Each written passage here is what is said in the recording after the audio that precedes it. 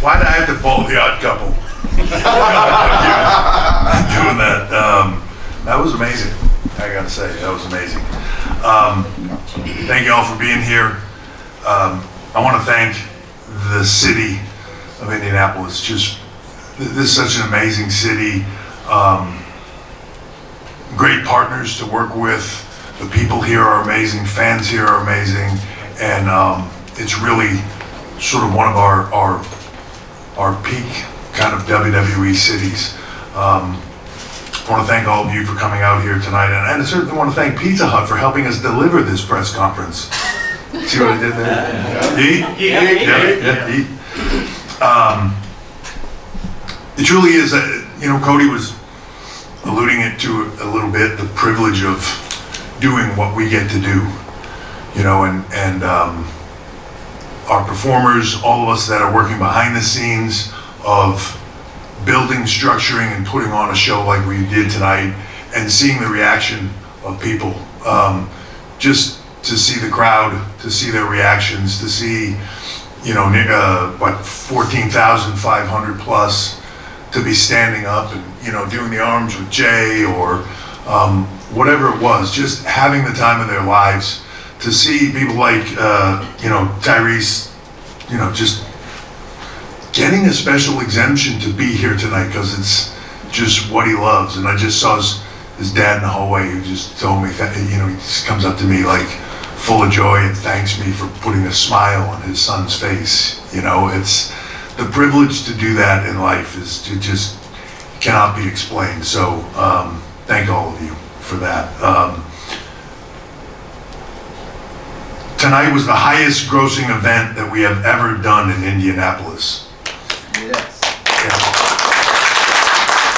When you break that down, this is a city that has hosted Survivor Series, this is a city that has hosted SummerSlam, and this is a city that has hosted WrestleMania 7 in '92. So when you think about that, WrestleManias and SummerSlams and all of that, to break that record here tonight, 14,529 just loud, intense, crazy fans.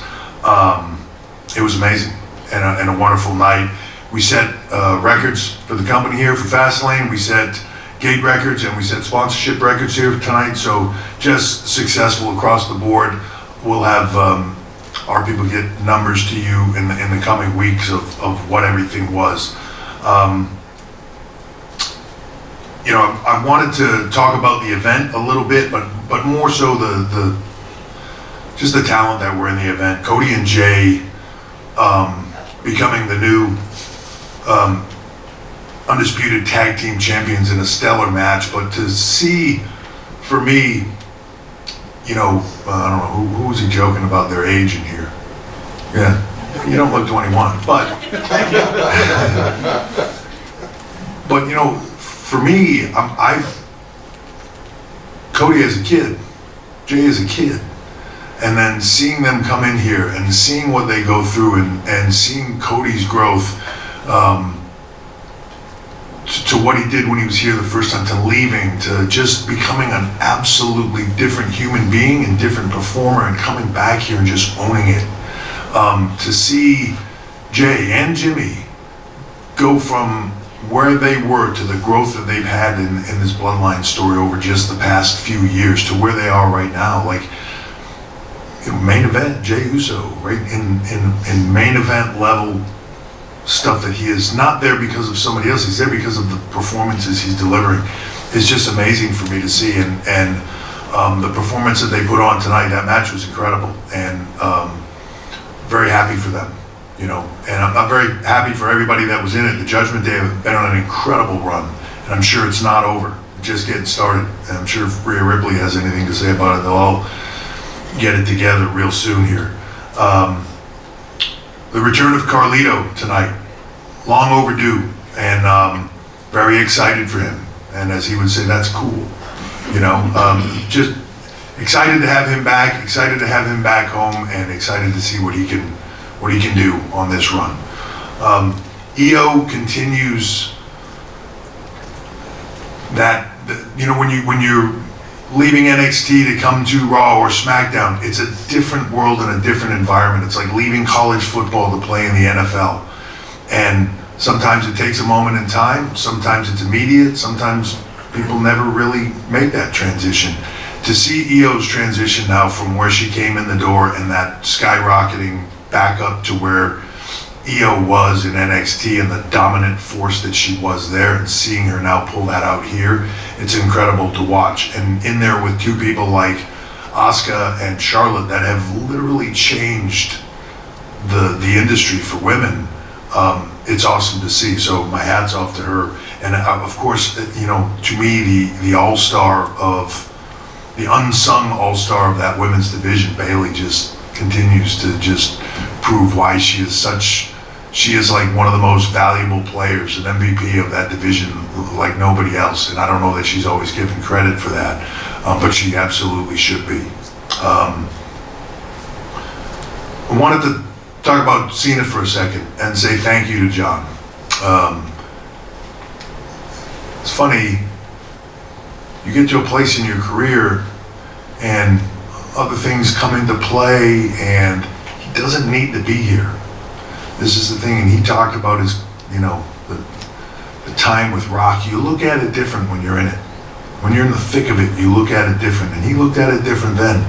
I don't, you know, I know he said betrayed a trust and all that, but the point in time, it's how you feel, it's what you say, and I don't know that he owed anybody an apology, but you know, you're in different places in your life, and there's different decisions that you make based on where you are there. Because if you're the same person you were 5 years ago, you wasted 5 years, right? You need to grow at all times, and to see John's growth, but to always come back to this. Doesn't need to, doesn't have to be here.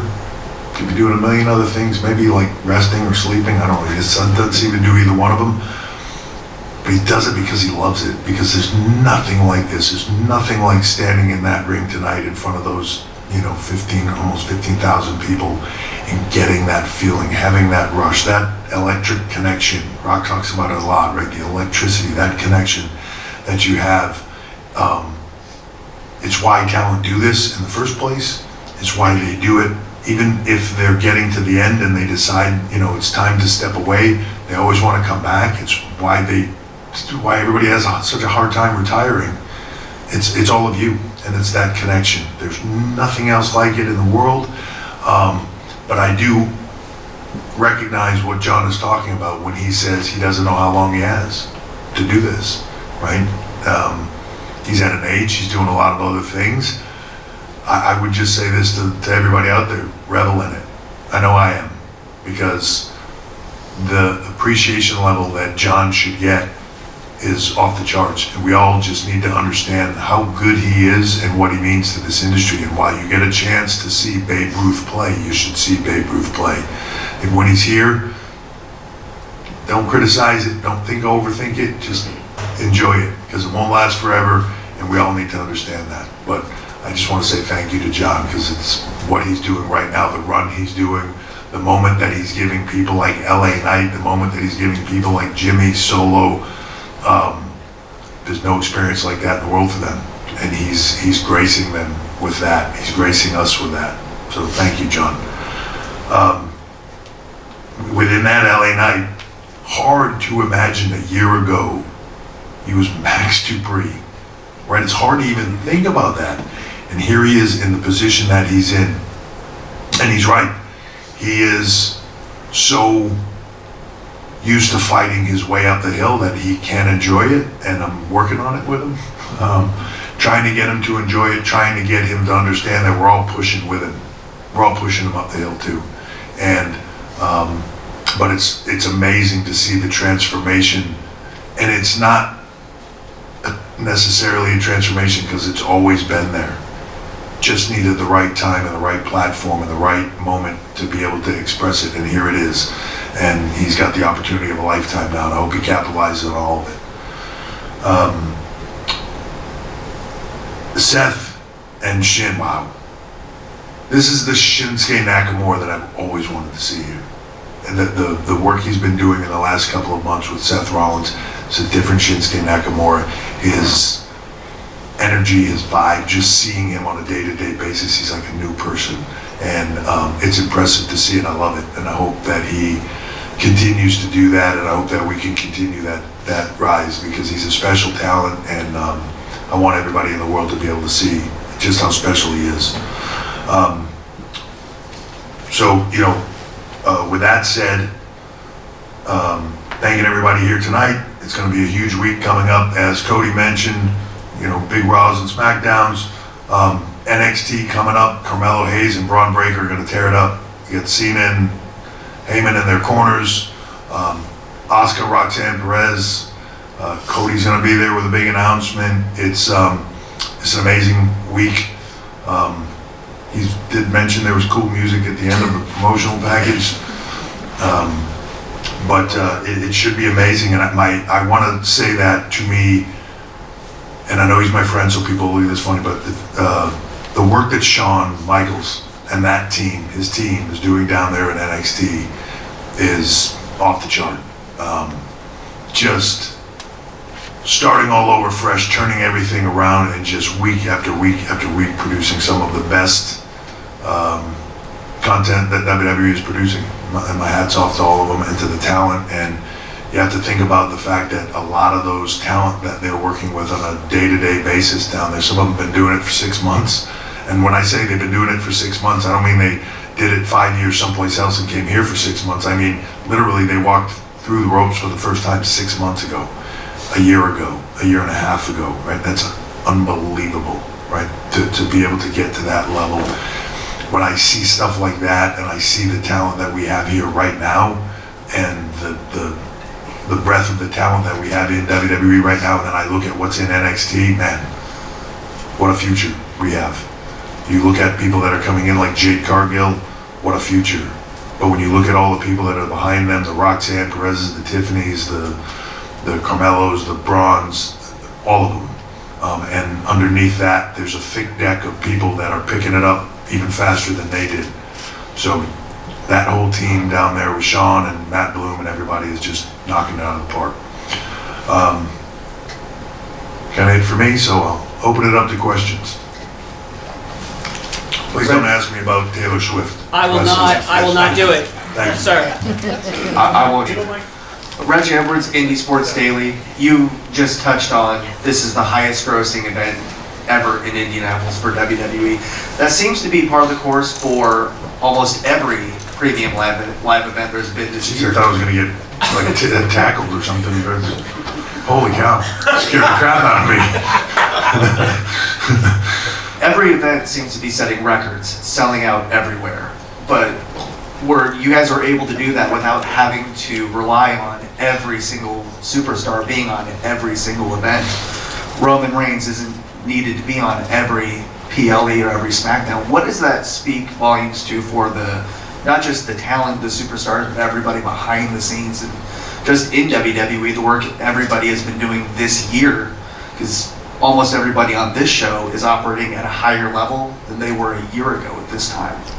Yeah, look, Cody mentioned it, right? There's a moment in time right now that the teamwork, whether it's the talent, whether it's the producers and the creative team all working together with talent, whether it's them all working together on their own, whether it's Kevin Dunn's team behind the scenes on the TV production and that side of it, there is this, it's hard to even say, but there's this teamwork, camaraderie, we are all in the same boat, rowing in the exact same direction and having a blast doing it. And that's unique and rare. And I think part of that is in a moment in time where, Vince was so instrumental in everything we did for so long. He did it like nobody else in the world, 50 years, right? The level of, look, I don't know that there would be sports entertainment or professional wrestling industry if it wasn't for him. I think everybody right now is looking at the responsibility of carrying on from that 50-year point forward to getting us to places we've never been before. And at this moment in time, where we are with the merger, with TKO, with everything, with the opportunity that we have. I think everybody sees it, and we're all in, all of us, just digging in, grinding every day to make it better and better. And what's motivating about it is every show that you go to is sold out, and every event you go to is a record. And we're coming into times now where we're going back into the same buildings that we set a record in last time we were there, and you're waiting to see what it's going to do, and you set another record, right? It's that's just incredibly motivating, and it's different for me this time. The Attitude Era was the same thing. We used to all talk about it before the Attitude Era of, man, imagine if it got big again like it was in the 80s or whatever, and then all of a sudden it was. But we were all running so hard, and it was so competitive that it just became the day-to-day. And we couldn't all appreciate it because we were all just striving to be the best, and which in one way is good, but right now it's different. Cody said it, we're in one of the greatest runs in the history of this business right now. I don't know what people will call this 20 years from now. We didn't call it the Attitude Era at that time. But one of those greatest runs, but it's different. Everybody is excited for everybody else's success. Everybody is pushing for everybody else's success and driving to it. Do they all want to be the best themselves? Yes, but it's that enjoyment of the growth itself. It's a special time, and we're all very, very excited. Paul, MickJoe'sCinemaBlend.com, right here. Congrats on Fastlane, Indianapolis native, so hope to see you guys back here soon, possibly with WrestleMania, but we'll cross our fingers on that one. Everybody wants a WrestleMania somewhere. Yeah, exactly. Pat wants one here, Cena wants one in London, everybody wants one somewhere. We're working on it though, we'll go everywhere eventually.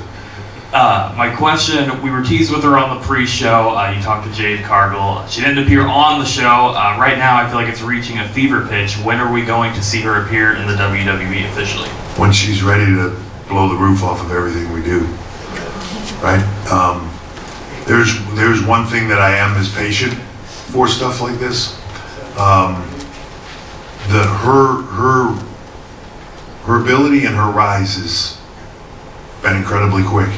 This is a different system. This is a different level of everything. And what doesn't exist elsewhere exists here. That opportunity for her to learn at a different level and get to a different place is just the way it is. One thing that I have learned about her in the short period of time that I've known her is she's ready for it all. And she's ready to dig in. She's ready to work her ass off. She wants to be the best. And when I talked about that team thing, she's ready to be on this team and drive everybody in the team. And it's exciting to see. But the thing you don't want to do is you don't want to put somebody in a position that they're sort of ready for. You want to make damn sure they're ready for it, right? So no matter what happens, she's going to knock it out of the park. So when is that? Not sure. Where's she going to go? Not sure. I can tell you this, there's a lot of people internally here that are in charge of each brand. Everyone wants her, right? Everyone's chomping at the bit to work with her. I think that's going to create some incredible programming, but I think when she's ready, she's gonna be huge. Just is what it is. We had eyes on her before, and she took a different path, but it was an amazing path for her, and it exposed her to the world and created a great opportunity for her. But I'm glad she's done what's right for her, and she's here now, and I look forward to strapping the rocket on. We are slated for one more question. Yes, sir. He is learned for the slated because everybody just always does their own thing. Give myself some wiggle room there. Yeah. You might want one more after this one. Ricky Chino, Good setup, yeah. Ricky Chino, CageSideSeats.com. You talked about it ad nauseum. The bright future that WWE has, and clearly nobody's going to dispute that. I would be remiss, however, if I didn't talk about one person who's not going to be part of that future.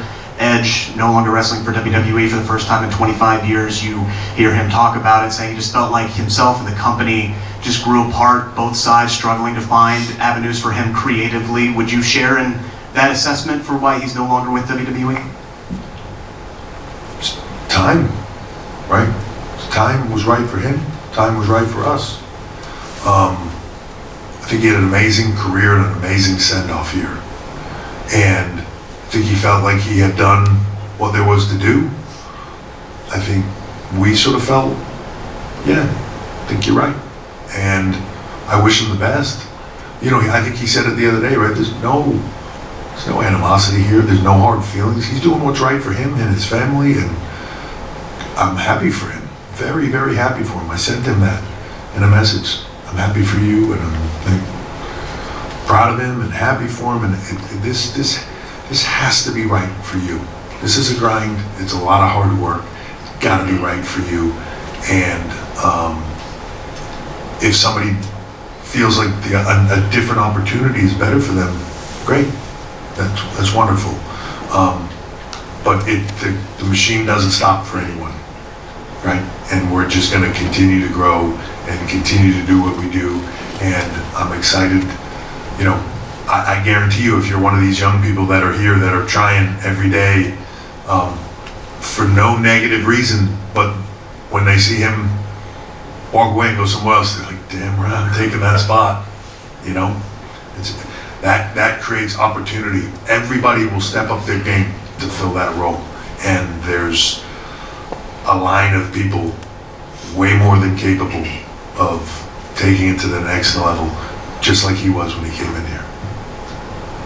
Open to one more? Yeah, sure, go one more. Donnie Burgess, Network Indiana. You brought up NXT a few minutes ago when you were reading off the statistics for tonight, and the way Shawn Michaels has turned that around. Over the last 4 years, it's been a roller coaster for NXT, from a big debut on USA, pandemic, a rebranding, and now here we are, media rights negotiations are going on in the background. Once that's settled and NXT finds a new home, what is the next growth for NXT, the evolution of it? Does it break out of Florida? Is there another stepping stone to something more for NXT? Yeah, I think as that brand continues to grow and as the talent continue to grow, sort of the sky is the limit. You know, I used to always say this before, and you're right, NXT went through a lot of, like, the pandemic crushed it. We couldn't recruit, we couldn't really train, right? Nobody could go to the PC and train, so you had a bunch of new people that couldn't train. You had, no fans. It just was such a difficult time. I think it's what affected WWE the most was the developmental system. Because Raw and SmackDown carried on, you still needed to move talent. You still needed to move talent up. You still needed to do things, and there was no underneath growth, right? The well had stopped, but people kept drinking the water. In the future going forward, the sky's the limit. I say this all the time, and I said it then, college football to some is just as popular as the NFL. And there's a market for it. There's a market for it globally. I think in this moment in time, one of the things that TKO Endeavor brings to the table is a growth pattern that we've never seen before here. Because the ability for us to do things that we couldn't do, you've all heard me talk about it before, international markets, international growth, global localization of developmental systems. That's a very, very difficult thing to do. The intent is still there. We are just now positioned with a group that has, we want to go to Timbuktu, they got 35 people on the ground there, probably. You know what I mean? The setup is so much easier. They're 10 years ahead of us on where we can go and what we can do. So when it comes to stuff like NXT, with a leader like Sean and Matt Bloom and the people that are there, their growth is unlimited. But now we have the infrastructure to continue to build it to where we want to build it. No different than Raw, SmackDown. As you'll see here, and you've seen it in the last year, but you'll continue to see it, the international growth will be different. It will be wonderful, and it'll be massive now for WWE. As global as we are, I don't think we're nicking the surface yet. All right, thank you all very much. I appreciate it, and we will see you next time. Thank you very much. Thank you so much, Paul.